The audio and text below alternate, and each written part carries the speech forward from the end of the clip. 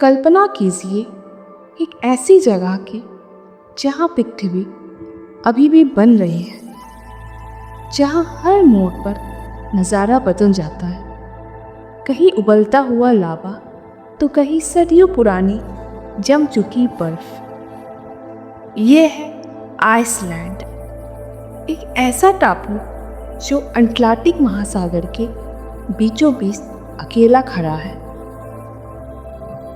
आज हम सिर्फ एक देश की यात्रा नहीं, बल्कि हम समय के पीछे जा रहे हैं, जहाँ इंसान और प्रकृति का एक अनोखा रिश्ता है। चलिए मेरे साथ इस सफ़र में, जहाँ हम देखेंगे वो सब कुछ जो आपने शायद सिर्फ सपनों में ही देखा है।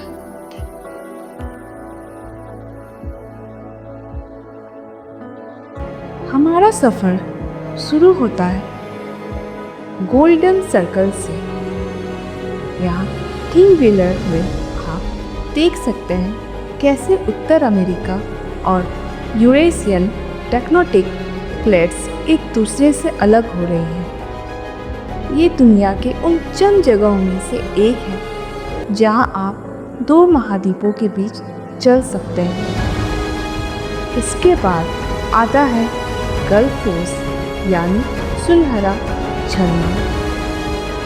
इसकी गर्जना और पानी की शक्ति आपको ये एहसास दिला देगी प्रकृति के सामने हम कितने छोटे। और फिर ग्लेशियर, जहाँ जमीन के नीचे की गर्मी पानी को सैकड़ों फीट ऊपर आसमान में उछाल देती है। ये आइसलैंड की ऊर्जा है।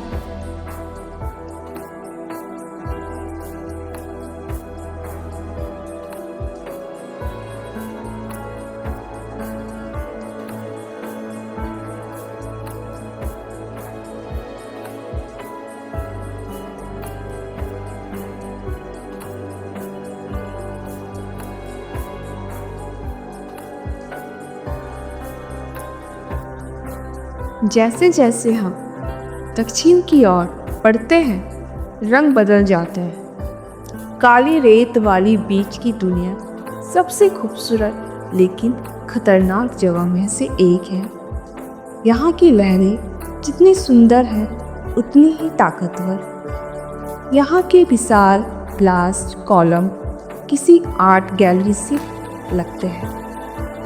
लोक कथाओं के अनुसार ये पत्थर असल में विशाल राक्षस यानी ट्रॉल्स थे, जो सूरज की रोशनी पड़ते ही पत्थर बन जाते थे। आइसलैंड हर चट्टान के पीछे एक कहानी को छोड़ती है।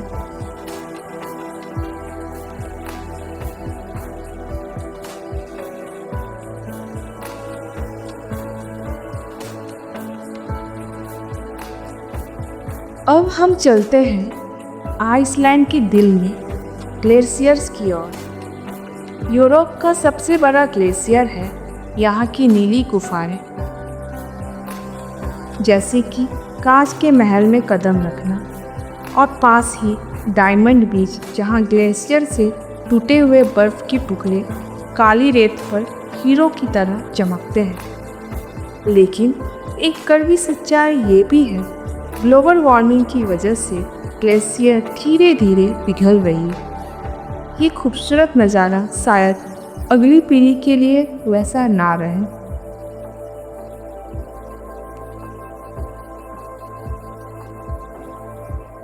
जब सूरज ढल जाता है तो आइसलैंड एक और रूप सामने आता है, ऑरोरा बोरेलियस या नॉर्दर्न लाइट्स। आसमान में नाचती ये हरी और बैगनी रोशनी है, किसी जादू से कम नहीं। यहाँ के लोग भी अपनी संस्कृति और धरती से गहराई से जुड़ी हुई हैं। वे आज भी लोक कथाओं और एल्वेस पर विश्वास करते हैं। यहाँ की शांति और शुद्ध हवा आपको फिर से जीने का मौका देती है।